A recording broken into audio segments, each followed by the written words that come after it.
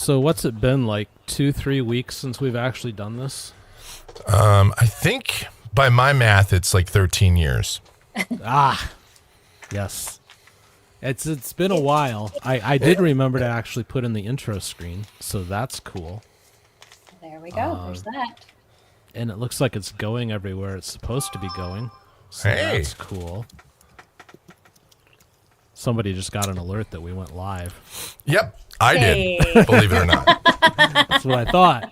Sounded like a Discord alert or something. All right. Hi, guys. It's a Hi. panel of 3 tonight. Good evening. Maybe we'll get lucky and Austin will be able to join us later. He has internet issues. Was it because of the snow or just because it was charter and charter is crap?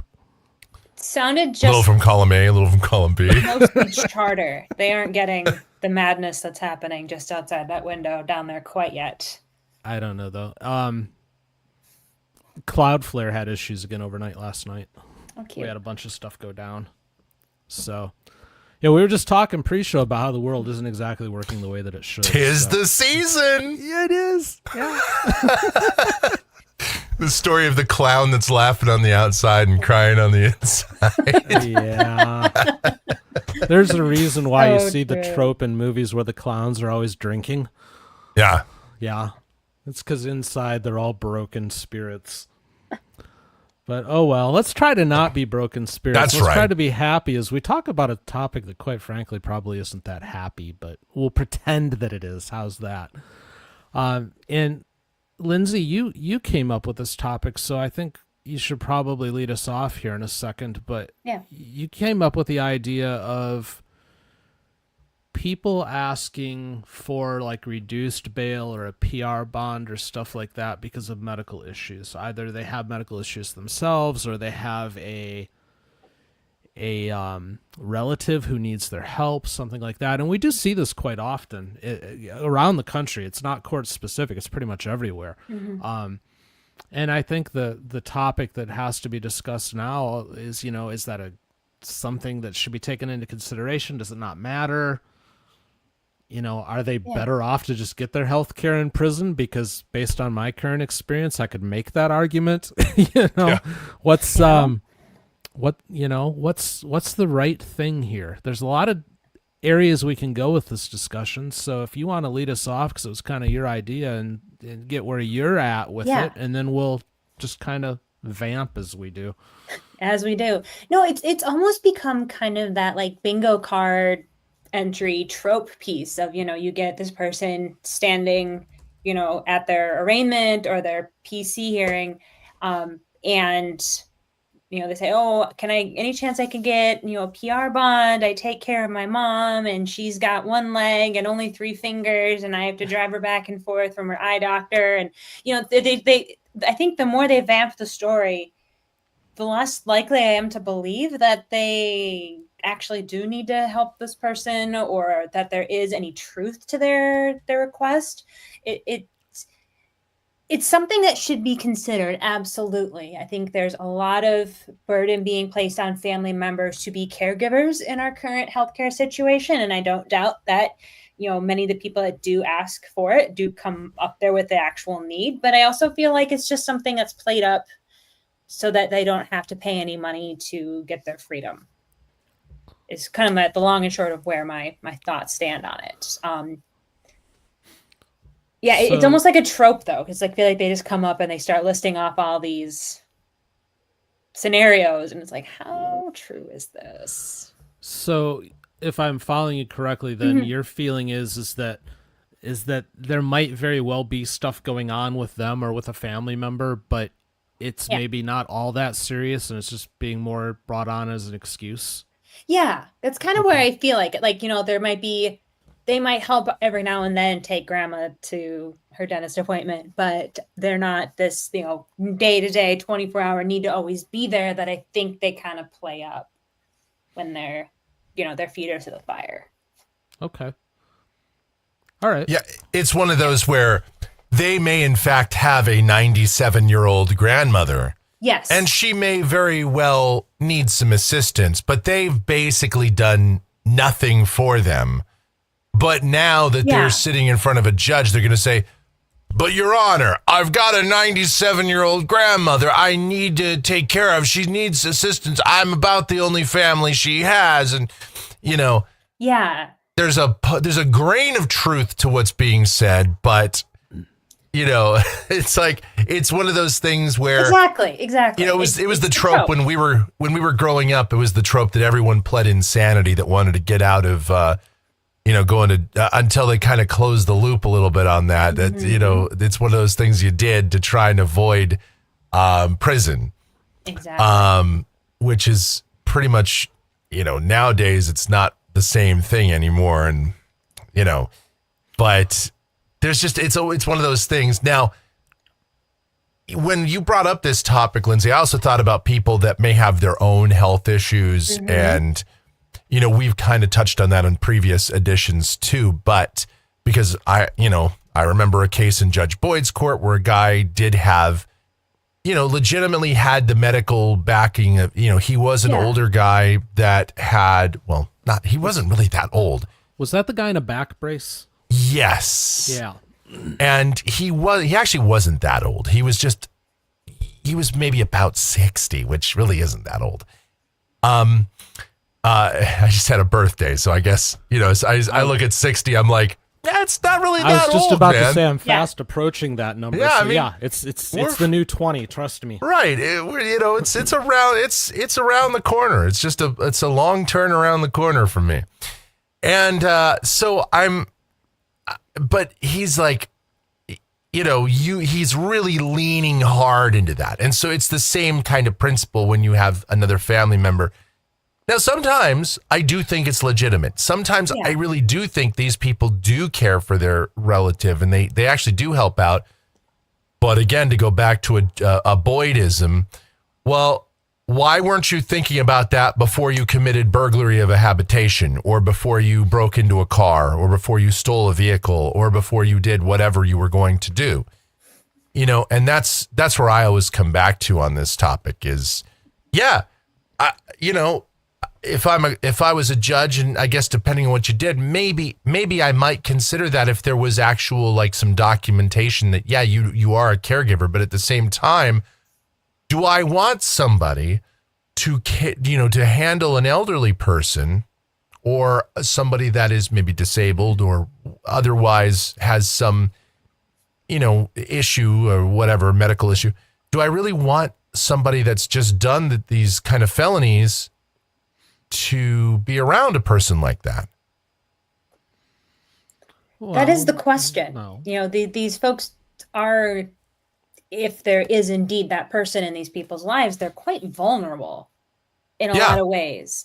So then you're having this alleged, burglar, drug dealer, whatever they got charged with, that's who you have caring for you. That's kind of frightening, in fact, but yeah. So here's something for you. Mm-hmm. So these people, we see them come through and, at their bond hearings and, I've got these 17 diagnoses, so I have health issues and I need to get out. Yeah. Okay. But one of the things that if you think about how our society is developing, everybody is getting diagnosed with more and more things all the time. Mm-hmm.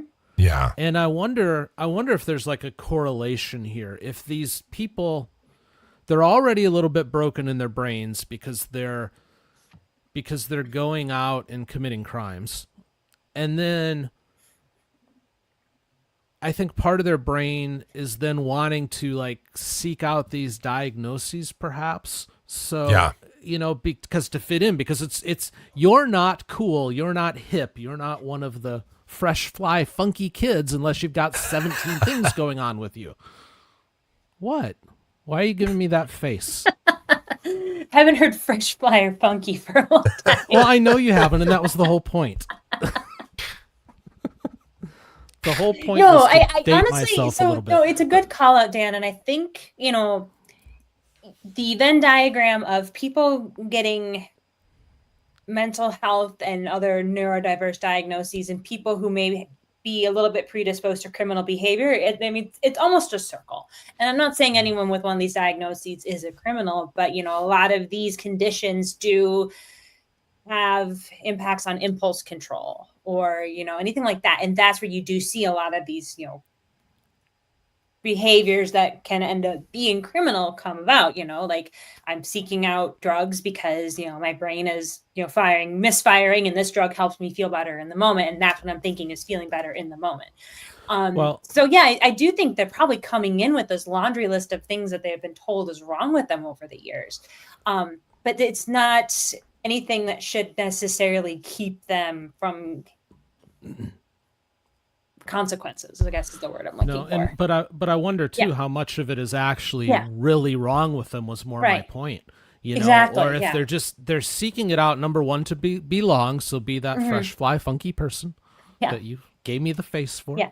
Or you know, so to be that, or to have like a built-in excuse. You know, one of the things that's just it too, yeah.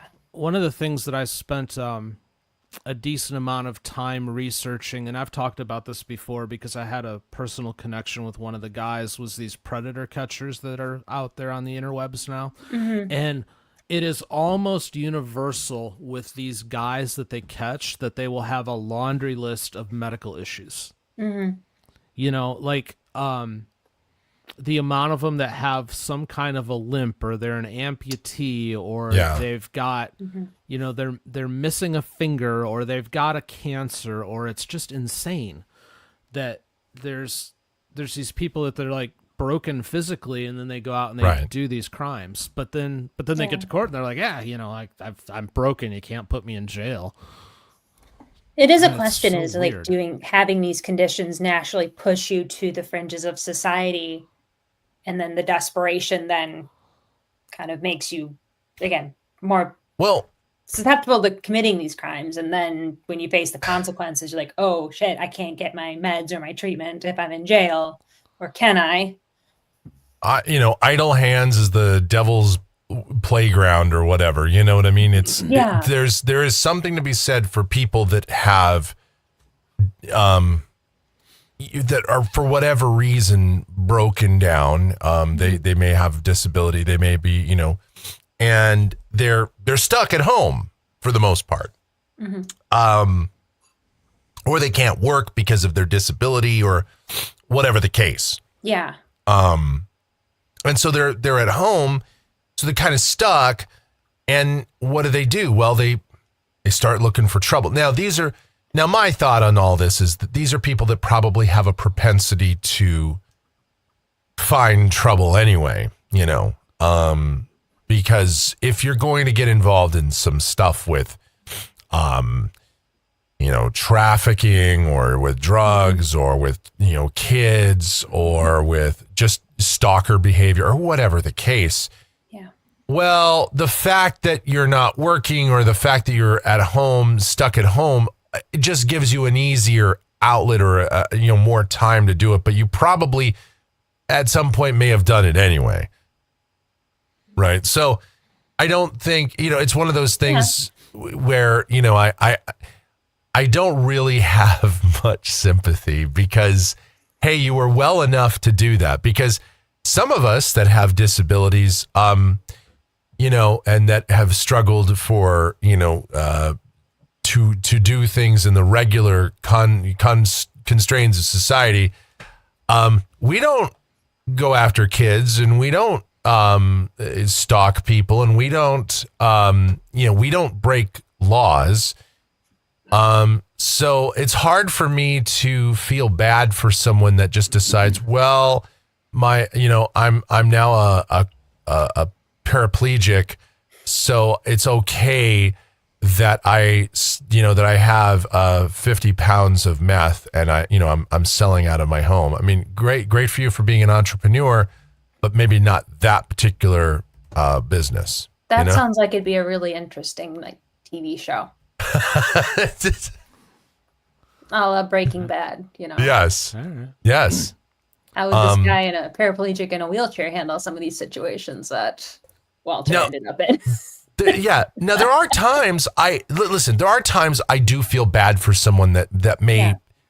So we talk about drugs, right? So somebody has possession of, well, I'm old enough, those of you very young out there, you may not know this, but there was a time pretty recently where marijuana was completely illegal across these 50 states. Still is. And well, but I'm not just talking like even statewide, not just federally. Yeah, I know. But in some states, laws were it was worse than any sort of sex crime. It was like if you had, a few pounds of weed, you were looking at 25 to life in some states. And there's still a couple of states where we probably I was gonna are. say that's still the case in Texas. Yeah, I mean, and Florida. But I mean, and don't fish in Florida either. Don't you dare fish out of season or hunt out of season. Holy crap! I mean, beat a woman and or traffic all you want, but don't you dare hunt without a license. That is 15. Steal a car, consecutive life you'll do 2 weeks. Steal a car, Man, did I learn a lesson about that? Yeah. Wow, Judge Mercer. But anyway, so it's I do feel bad for some people that are like, hey, look, it's all I've got. I've been cancer stricken, or I've been, confined to a wheelchair, and I'm in constant pain, and all I've got is, is weed, or all I've got, and we used to hear that story a lot, and that's part of the reason that medical marijuana became a thing. Part of it, part of it was just, a bunch of people that wear their marijuana shirts that just wanted weed to be legalized, and that was their way in. But anyway, I think ties back to a question that was asked earlier is, everyone seems to have their list. Where did that start? Well, if you had to get the diagnosis to get the medical card, now suddenly everyone's got anxiety. Yeah. That's or back an interesting issues. Point. Yeah. So it's one of those things that where there are times where I do feel sorry for somebody that appears before a judge and that has some problems, and that got busted for what, I'm going to just frankly call kind of a non-issue, a victimless crime, if you will. They were in possession of stuff that they were using for themselves or whatever, and they may not have acquired it legally, but then I kind of feel not so. And, homeless people that steal food, okay? I don't feel like the book should necessarily be thrown at them, right? I get it's a crime. I get that there's a victim. I get that.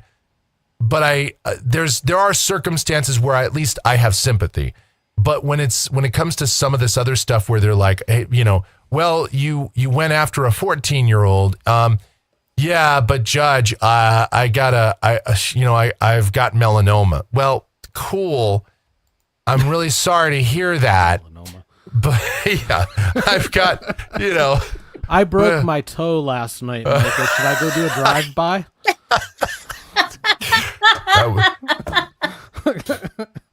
Serious question. Is that my excuse? Well, Dan, nowadays, I guess it is. It's one of those things where it is weird whenever we watch court now. And again, so much, my eyes have been opened so much, because in a lot of ways because of this channel. And I'm not talking about, we watch these big cases, Judge Stevens, we have the murder cases and all. No, my eyes are open on a lot of these smaller, sometimes misdemeanor court or very, very low end felonies where people claim that they have disabilities. And then the judge is like, well, what's the nature of your disability? And it's always, I'm like, is anybody in this country not disabled? Like, as somebody that actually has a disability, quote unquote, legally blind, achromatopsia, but everybody seems to have like, well, but Judge, I have schizoaffective disorder, or I'm bipolar, or everybody has there's this laundry list. And I'm like, man, well, if everybody has a disability, then nobody has a disability. It's like, that's kind of, it's normal. Like, It is kind of hyper normalized. Yeah, I think it everyone is. has, I don't know if it's just an effect of we're all more connected because of the internet, but you see, someone with something similar to what you have going on, and suddenly you have the same thing, official diagnosis or not. It's like autism. Like, now it seems like everybody's on the spectrum. Yeah. It's like Well, everything else. And they've reclassified other disorders and now just label it autism. But yeah. But yeah, there's that too. But I mean, yeah. So it's like it's hard. Yeah. I there are times where I really do feel sympathy, but it's like at some point, look, man, it's like you got a bad back. That's just called you've got a bad back, and it's called being 40, and you're an athlete all through high school and college. You didn't take care of yourself, and and there's that too. And then there's a lot of people that go in there and they're fat, and then they're like, "What? I don't understand why I have a hard time walking and why my back's bad." Well, maybe because you're 379 pounds. I mean, you kind of maybe did some of that to yourself, like, or the person that goes in that's done cocaine and heroin, and now has the lining of their nose is gone, and they have stomach issues and kidney issues. It's like well. I would feel kind of bad, but you sort of did it to yourself, and now you can't throw yourself at the court and go, yeah, but Your Honor, I realize I did 7 murders, but my kidneys. Yeah, it's like that's the problem I'm having with some of this, because there's legit things, and then there's you done did it to yourself. Exactly. And how many times, would a judge have like 7 or 8 contestants all line up, and all 8 of them are giving I need a PR bond because, and then they start listing off their reasons. How many times in that 8 is there someone that has a true issue that needs, they do need to be out, or they do need reduced bond or availability to get to and from a clinic? And just they kind of get swept up in that leaf litter of, and so did the other guy before you. Keep moving. I was going to say, moving, hope you're not the 8th person. Exactly. And, yours is legit. And like, you really do you are grandma's only hope.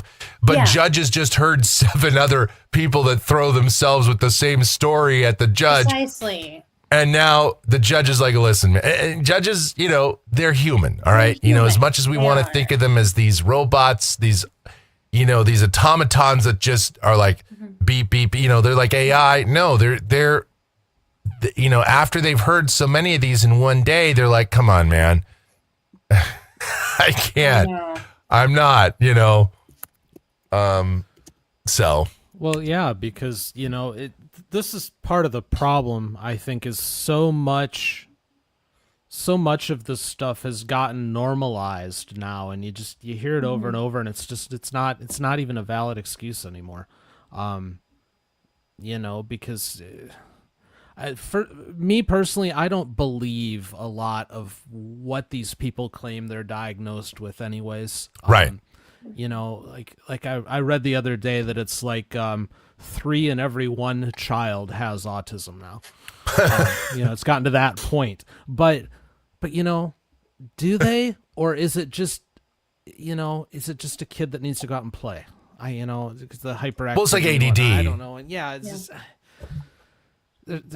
I don't know. I've got a buddy that has ADD. It's legit. Okay, like his is legit. Well, you met him, Dan.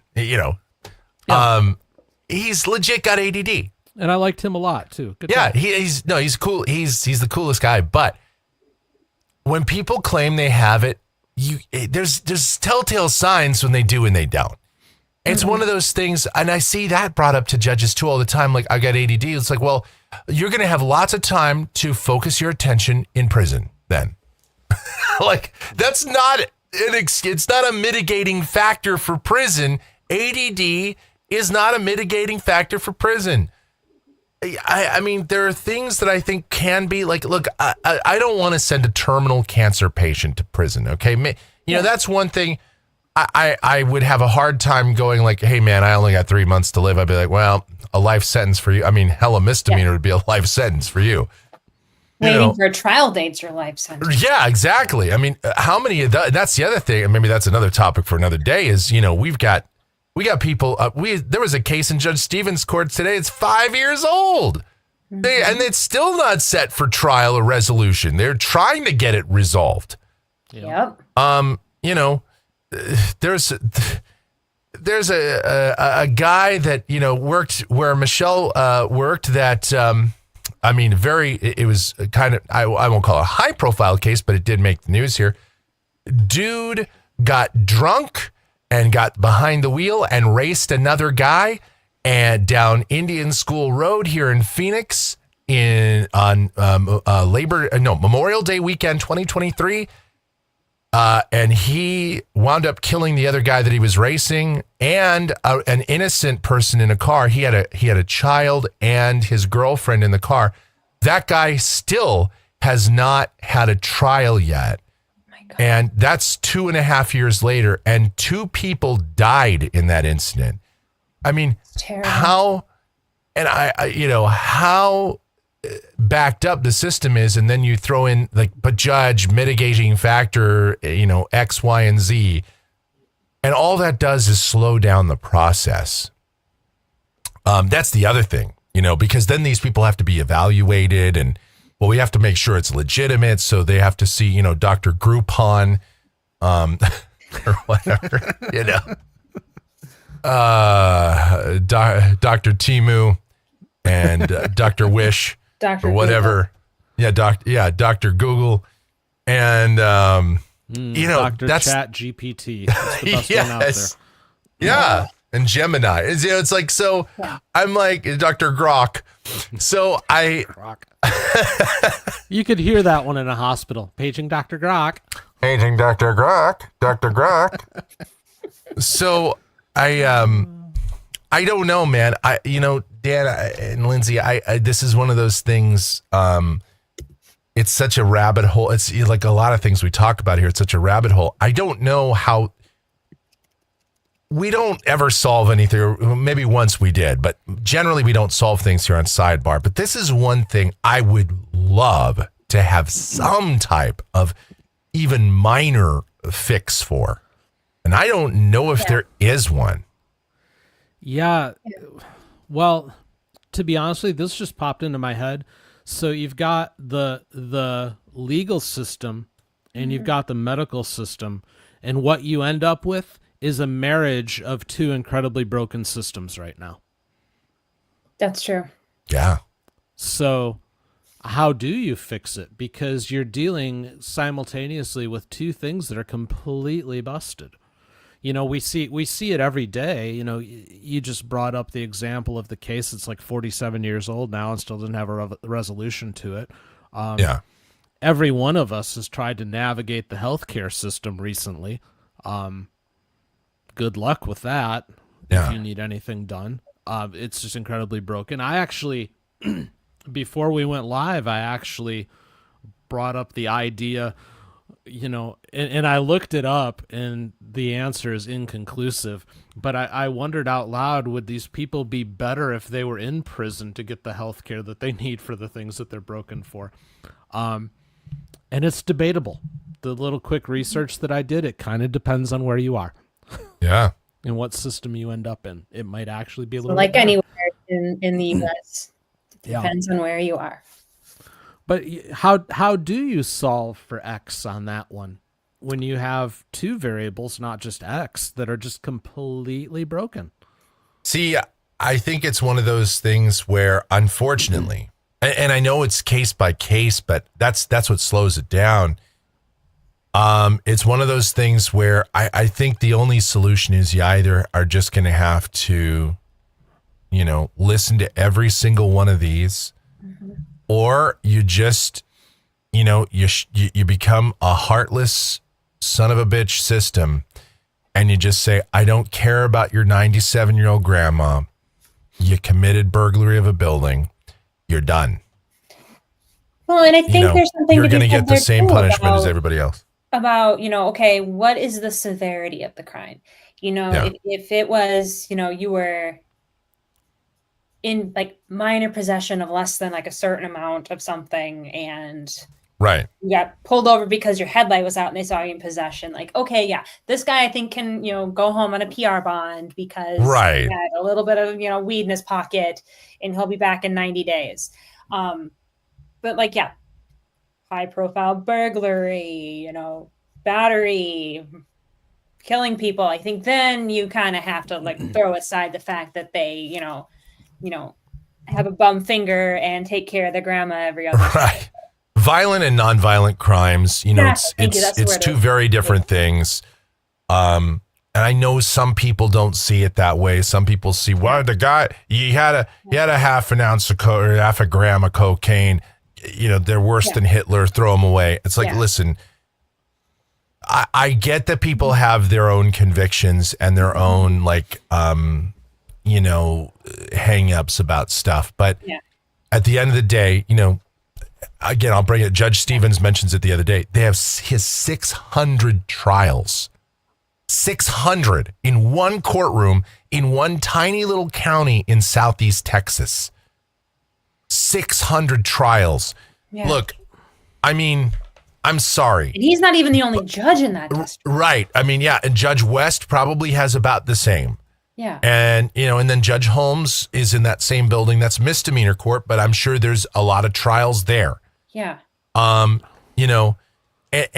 I'm sorry, but I think as a society, we have to, I know there's just some things, and I know that's why we have probation and unadjudicated probations and deferments and all this stuff, because there's just some crimes that we just have to look at and go, listen, man, I get it. You had you had a gram of cocaine, or you had a line of coke, or you had, a little tiny bit of this or that, or one Xanax pill, like that one case. I'm sorry, but to me, that's not the crime of the century. We've got way too many other actual crimes with actual victims, and we can't be hung up on this tiny crap, and we're just, here's your probation. Just come on, man. Don't screw it up. To clarify, Michael, did you say 600 outstanding trials in Stevens court alone? That's what he said the other day. Yes. If that's true, let me put that in perspective for you. I know this isn't exactly on topic, but I looked it up. Current population of Jefferson County. Jefferson County. 251,000. Wow. That's like nothing. I know. That's a corner of where we live. Yeah. Yep. It's a single street. That whole county. And that many, and that's just his court. That's not including West. Yep. It's not including Holmes, who has the misdemeanors. And there's a couple other judges in that building too. Yeah. Yeah, it's not just them. They're just the three that we can see. Yeah. And so, and that's incredible when you think about it. And again, not everybody that goes on trial is guilty. I mean, there's that too. Some people that go to trial, I mean, believe it or not, there are actually people that go before judges that are not guilty. Every now and then it happens. And that's why we have a trial by jury or a bench trial system, and I mean, that's why we have it. So you are innocent until proven guilty, So, but that's why these things, this kind of topic was interesting to me because, yeah, there are times where I do feel like, hey, look, okay, listen, I get it. You didn't commit the worst crime in the world. So we are going to go ahead and, let you go take care of this person. Now that the other thing is, certain kinds of crimes that people commit, kind of talking about what I was getting onto when we first started this was, in Judge Boyd's court, for example, she prohibits felons from being around minors or being a home health care worker. And that includes, sometimes that includes, even a family member that is vulnerable. That's a good point. And I know, and some people find that very harsh of her to do that. because not every judge has those conditions. But that's one that she puts in specifically. And, that, kind of what I said at the beginning, I'm now thinking about Judge Boyd there, and I'm like, yeah, sometimes there are some people that you don't want around. I mean, there are people that may have a weird code of honor that, yeah, I might burglarize somebody else. I might do crap to somebody else, but I wouldn't do that to my own family. But how do you know that if you're just a judge? You can't just assume that. No. But you also can't assume that just because they committed, a crime that they wouldn't be, careful with their relatives. Well, that's true. But the assumption goes both ways. Right. But here's the problem. If you're a judge, Lindsay, now you're Judge Lindsay, okay, and you're sitting up there, and yes, Judge Lindsay. That should be a show on this channel. The people are real. Anyway, so I'm saying you're the judge. Mm-hmm. Let's say you're like, because you're probably, you're probably the most likely of the three of us to say to somebody, okay, all right, man, you go and take care of grandma. But then what happens if they rip off grandma? Yeah. Now, instead of looking at them, people are going to start looking at you like, hey, what's wrong with this judge? Yeah. And then I'm back up for election in 2 years, and they go, she let this criminal go. Exactly. Don't re-elect Judge Lindsay.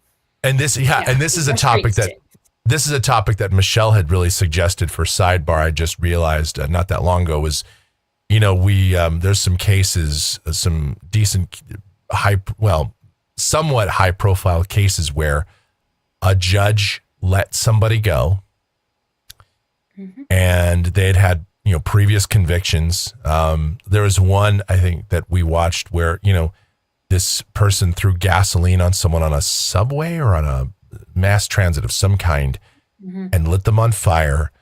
And that person had like 70 some prior arrests and dozens of convictions. Oh yeah.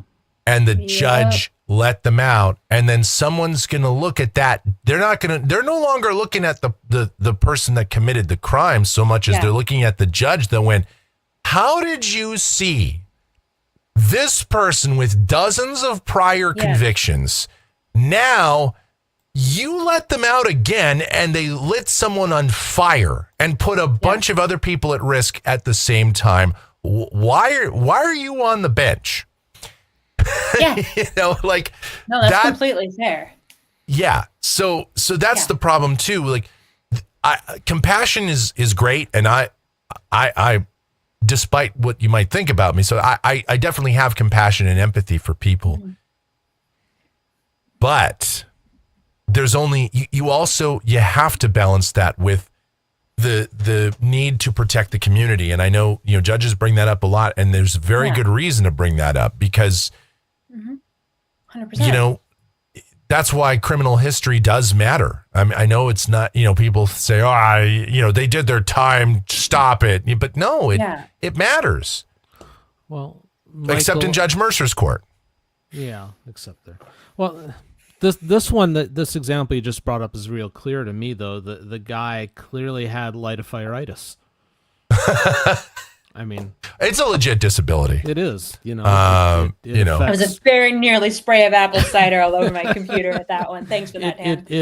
It affects tens of people in our society. Pyrotitis have to do us. Yeah. Yep. You've seen the commercials. I have. It's brought about by match and lighteratosis. It just progresses. It's a condition that it goes downhill, Dan. Mm-hmm. And it affects literally sevens of people. It does. Yeah. We're gonna have to start running PSAs on this channel, Dan. That's a great idea. We might do that. We have Sidebar. I think when we have the Dan and Mike show or whatever, we're gonna we'll have a sidebar of how bad the medical system is. See, we'll cover both sides of this, Dan. We're gonna. There you Well, go. based on what Beth is going through when we start that other show, I'm pretty sure she'll be feeding us those topics left and right. I'm not kidding. I'll be, as much as I can talk about this stuff in the law tube, I know the medical system, we can go there too. And, we bring this up because they're inextricably linked. Linkened. No, they are. They're linked up. The medical system and the court system have become kind of hand in hand. They are definitely tied together now because of all of what's been going on, especially because of the mental health stuff. And, we see that so often talked about now. Yeah. And again, this is probably another tangent and another sidebar topic, but how many times do we see people claim mental illness? They go and see the court shrink, and the court shrink says, nah, man, you're good. And clearly that person is not good. Mm-hmm. Clearly they don't have an understanding. Now, that's a person I do feel sympathy for. Yeah.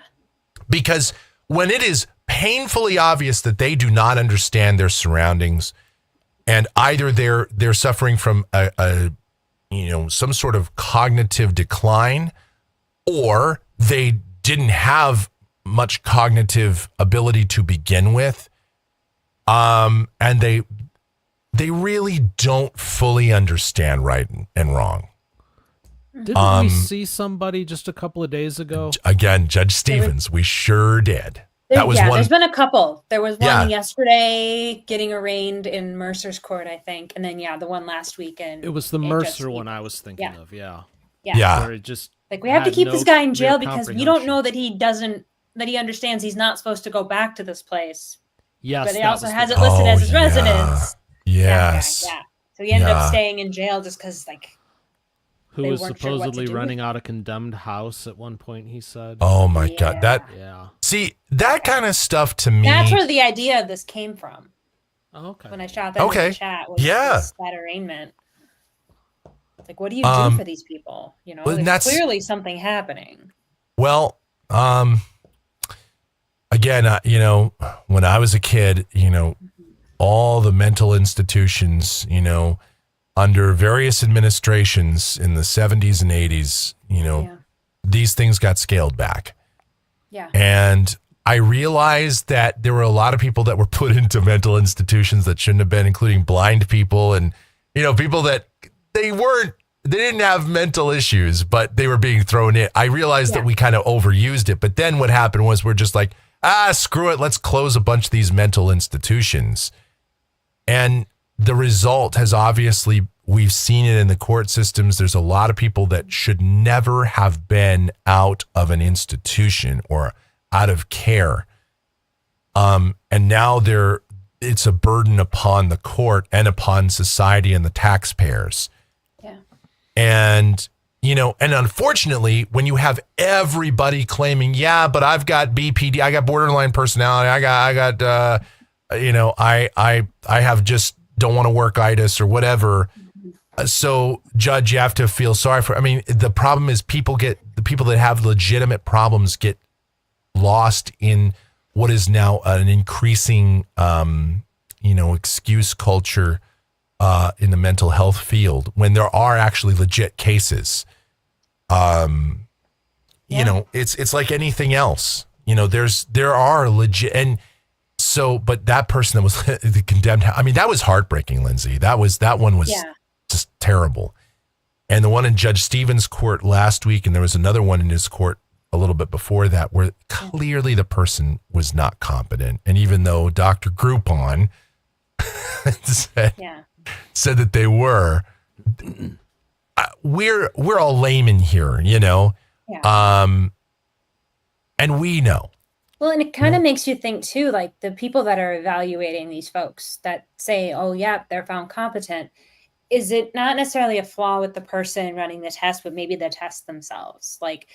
You can clearly see this person does not know what year it is and what room they're in and who they're talking to. But because of these 10 boxes I have to check, I can only check off 2. And that technically means per this form that gets entered into this system that then pops up on the judge's screen, I am now seeing this person as competent. Like, I wonder about that a lot too. Well, sure, it's like standardized testing. Exactly. Yeah. Exactly. Yep. Yeah. Yeah. People learn in different ways, but Yeah. if you give them a standardized test, somebody that may very well be a genius may score below average, because there's so many different ways that people can express knowledge or express learning. Precisely. But you give them this one confined space and say, work within this. Right. And but that because could, you have to crank through so many, people in Yeah. one day through these systems, like you have to use this form because you don't have time to sit down Yeah. and do a real thorough exam and review their medical history. You get, probably 2 blurbs on a Post-it note and then the form you have to fill out, so Right. you're not So, really evaluating fairly, I'm guessing. exactly. So is it a situation where, it's a quack shrink, or is it a situation where it's just a messed up system, and sometimes it might be a little of both. It's 6 of one, half dozen of the other. Yeah. I mean, but sometimes it could just be the system that they have to work in. And the doctor's like, listen, I'm supposed to, there's no way I could find this person competent, but based on the tight restrictions the state puts on me, I pretty much, unless they're just, literally licking a window in my office, there's nothing I can do. It's like, and if there's not a box you can check for licking windows, then you can't count that either. Exactly. So, yeah. No, but Your Honor, I'm licking windows. Yeah. Like, I don't, it's like, I don't know. There's, that's the thing. That's why this topic is great. But again, it's a frustration of there's gotta be an answer. And it's like, but how are we going to get there? Yeah. I don't know. Turning the Titanic situation. Yeah, here's another factor.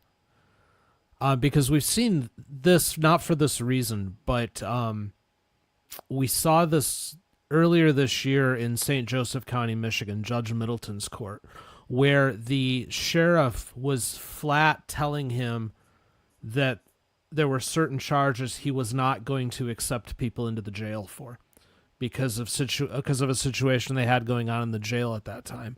So I wonder, too, how much of, especially if we're talking misdemeanor stuff or low-level felonies or whatnot, how much of the decision that these judges are making based on whether or not to give them a lower bond or a PR bond if they have a health issue is the sheriff pushing back on them going, I'm not taking that person. There's Because probably a of significant amount of that. If the Especially jails in are these smaller crowded. counties. Yep, because Yeah. of cost, whatever the case may be. And then I wonder how much of that info gets around in that crimey community, Oh, yeah. Yeah. where Oh, you word gets got a point. around. They're like, well, just go in front of the judge and tell him that you've got every alphabet disease known to man. Right. That's like in some parts of California, they weren't going after people that committed theft of less than like $500 or $999 or whatever. Yeah. And so the word got out, and then, suddenly, the your local Ross or Target or whatever, where'd all the clothes go? Oh yeah, they're all stolen. As long as as long as they didn't steal more than $999, they just 5-finger discount, baby. Yeah, the Go in same as thing a going on large in New York. group and you're stealing $10,000 worth of stuff, but 11 of you stole $10,000 worth of stuff. So divide by 11. Yes. Yep. So that was, that's how that, this is how stuff kind of works itself through. And then, somebody comes along and eventually the pendulum swings the other way, but then it'll swing too far the other way. And that's why I just wish that we could find that midpoint and figure out how to take care of this stuff. But I mean, it would require, I feel like a lot of the stuff that we talk about,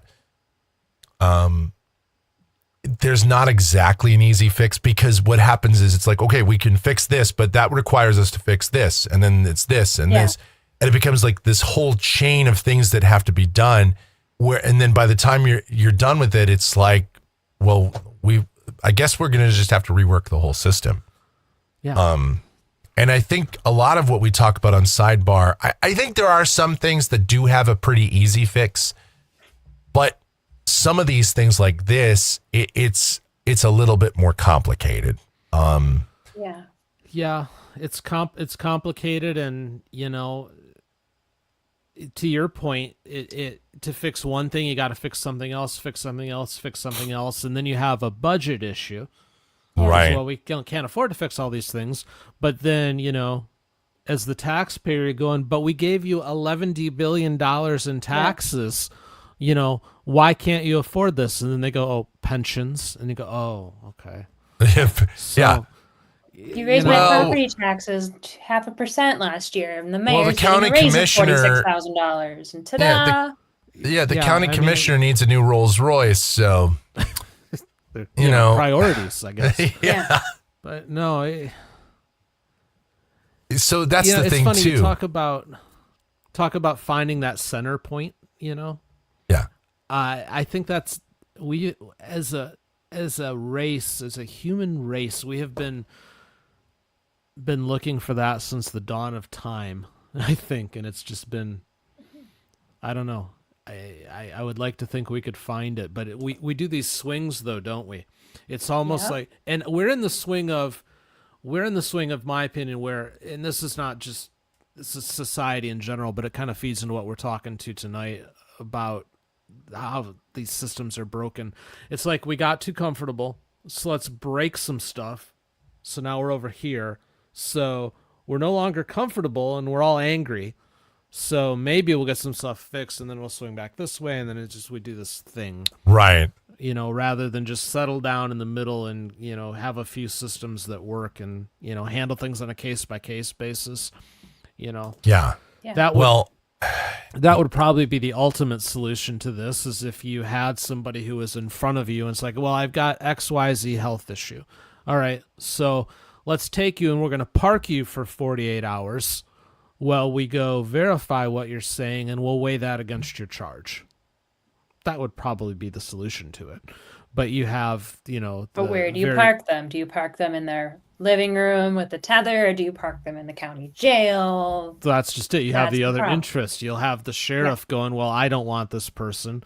Yeah. But then you'll have probation going, well, I don't want to monitor this person while we're waiting to figure it out. And society's like, but they still committed a crime, so we don't want them loose. Yep. And meanwhile, because we closed all the mental health institutions way back when, the judges now have to act like they're doctors, which always pisses me off to no end. When you hear some doctor go, you're taking XYZ medication, you can't be taking that medication. That medication will kill you. Shut up, judge. You don't know that. Yeah. Unless you're Dr. Judge and you're just not telling us about this other degree that you have and this other training. Right.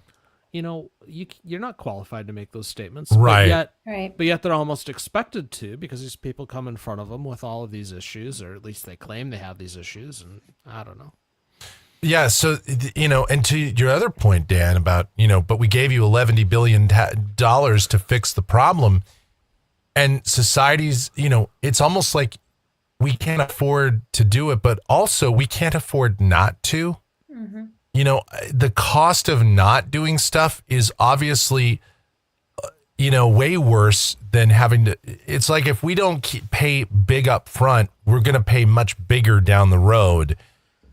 And I think that's really, that's kind of the crux of this issue, right? Like, a lot of the stuff we talk about here on Sidebar too is like, there's things where we're just kicking the can down the road and making it somebody else's problem. Right. And no, everything is short term right now. That's one of the biggest problems. And again, medical law, just how things, corporation, everything seems to be in this. That's the triangle of evil right there, is like medical, court, corporation. It's this. They come together too. Yeah, that's why it's a triangle. It's perfect. Yep. Because you've got, you got the prisons that are corporate run. Yep. You got the healthcare system, which feeds into that. And the funny thing is that I don't know if you guys know this or not, but the contractors that build prisons and hospitals and schools Yeah. in almost every place in the country are the same damn contractors. Yeah. My high school strongly resembled a prison building. Yep. True There's story. a reason for that. That's what they Yep. build. Yep. Yeah. Yeah, my high school, yeah, the walls were pretty thick, man. I mean, it looked, now that I think about it, parts of it did look a little bit, little prison-like. The big heavy doors and. This is totally off topic, but since we somehow got there, We've sidebarred to the sidebar. Exactly. Well, we'll just go there and then we can come back. But we've got schools that look like prisons. Yeah.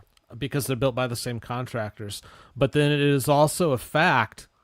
Do you know what the Department of Education has? A stockpile of firearms. Yeah. I'm not a tinfoil hat conspiracy theory kind of guy, but when you're building schools that look like prisons and you're arming the Department of Education, at some point does it become the Department of Re-Education? I don't know. Anyways. Given the middle school I went to, where a knife was part of the dress code, I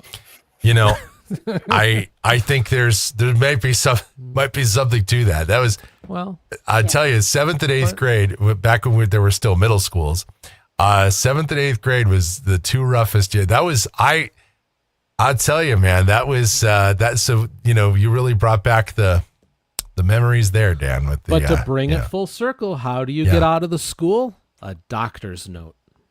Yes. Yeah. So see, it all ties together. There's your triangle. It does. I completed your triangle for you. It's the triangle of doom.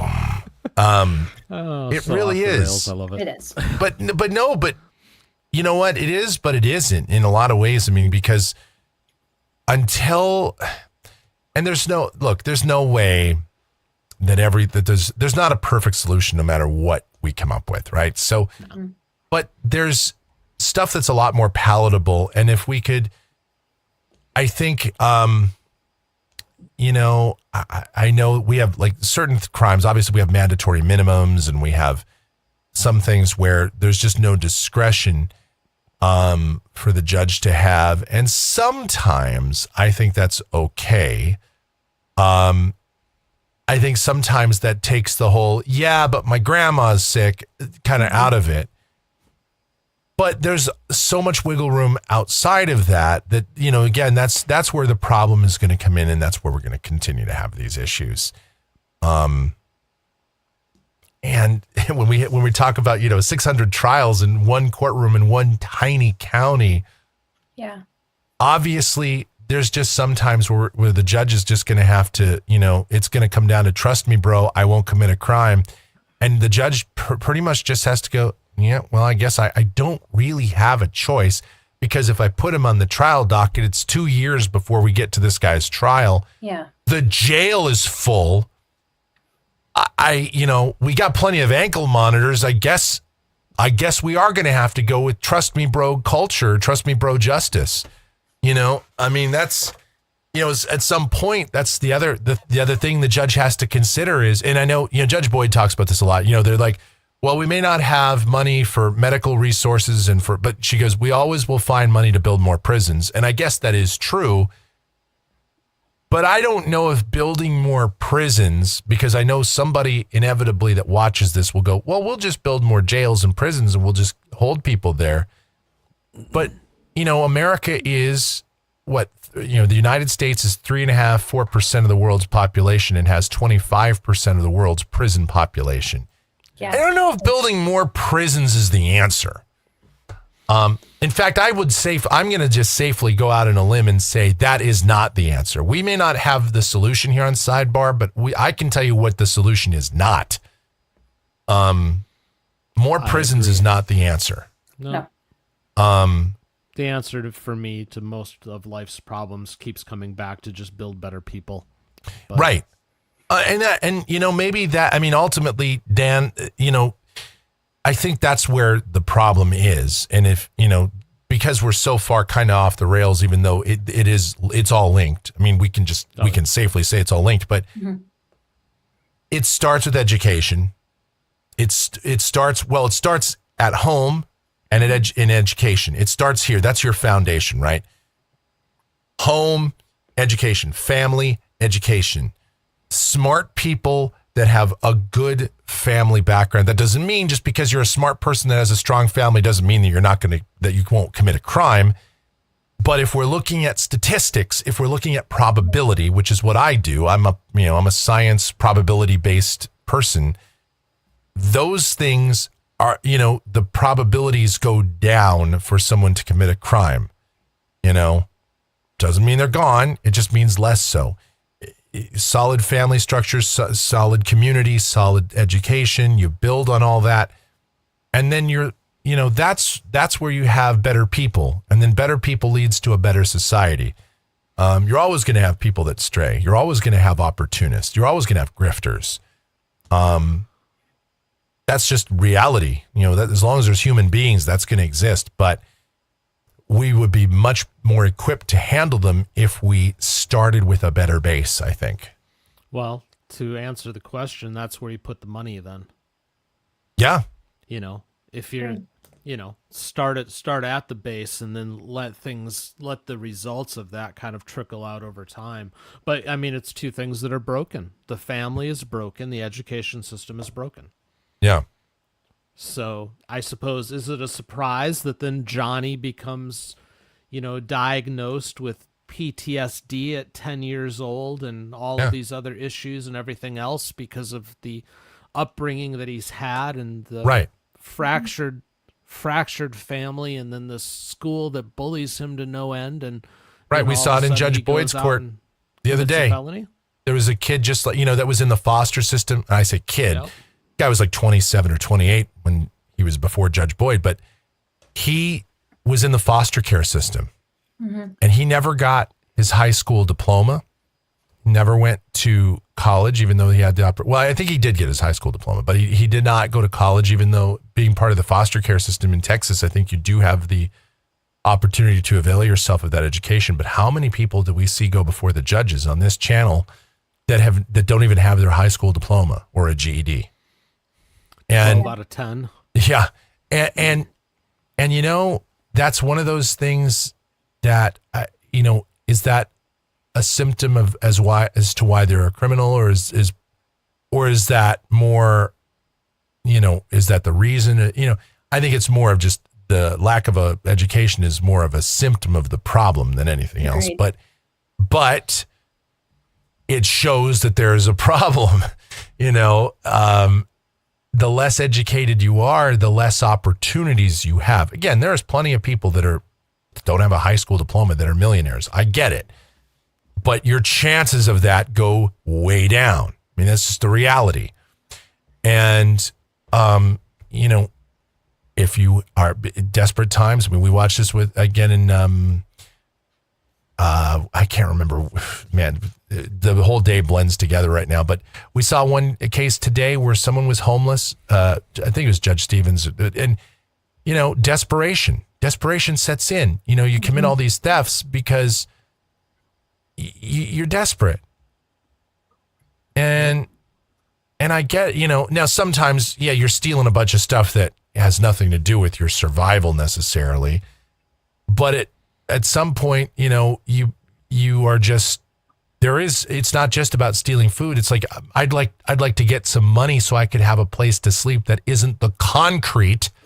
Yeah. So I go and steal stuff and sell it so I can get a room at a hotel. And maybe I want to drink, and booze it up and stuff too, because I'm living on the street. And I'm guessing if I lived on the street, I'd probably be a booze hound, or I'd be on some drug myself. I mean, that's part of the problem. And that's where a lot of the mental health stuff does come from, because then you get people that are, that are drinking, and it's hard to get off of booze. It's hard to get off of drugs, Yep. So, that I guess it does always come back to making better people, Dan. It does. And it's easier said than done. That's the problem, because there has to be, we probably need to wrap it up, so perhaps we end with this, but there has to be a will to do that. Yeah. You know, there has to be, fixing families has to be, you know what? Maybe I'm not super happy with my spouse, but doggone it, we're going to figure out a way to make it work because we owe it to our children. But there's not a will for that anymore.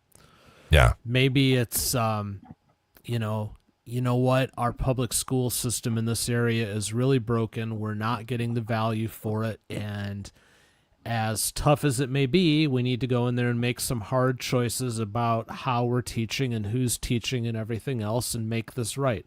But generally speaking, there's not a will to do it.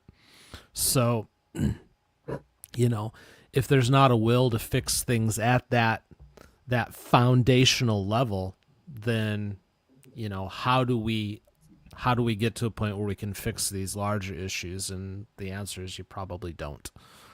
Yeah. But that ties into what we do here at Sidebar. We solve nothing. Right. Yep. So, you know, it's good that we kept the tradition, and the one time we did solve something, I'm pretty sure I unlisted that video just to not break our streak. Well, sometimes we don't solve stuff, but sometimes we do come up with things that we know aren't the answer, which That's true. does help. I mean, you know, if you eliminate some options, then you at least might have a path to go down. Exactly. Lindsay, any final thoughts before we call it a night? No, I think we wrapped it up pretty well. Mikey? I would just say, it comes down to building a community and doing whatever you can in your local community, even if it's on the smallest level, just making even one person's life better around you. I think, you know, because it fans out when you do that. It's a domino effect in the best possible way. I think so. Yeah, and I think that's how we do it. That's the solution, Dan. Well, and look, your community can take many forms. The three of us, before we started this show, what were we doing? We were talking about all of the obstacles we face right now. And what do the three of us sincerely, I believe, commit to for each other?